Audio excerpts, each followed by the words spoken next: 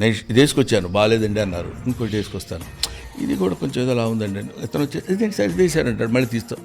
ఎన్నెన్ని మార్చుకుంటూ కూర్చుంటావు.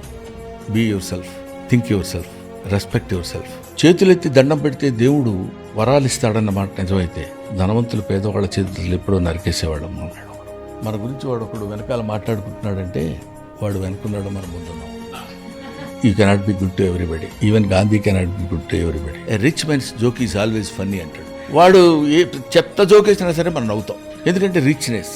వాళ్ళు ఏదో అనుకుంటారు, ఇలా ప్రాపగాండా మీ మీద బ్యాడ్గా వచ్చేస్తుంది. నా మీద బ్యాడ్ రావడం ఏంటండి, నాకు తెలియని బ్యాడ్ నాకేముంది వాడు చేర్చి రావడానికి, నేనేంటో నాకు తెలుసు.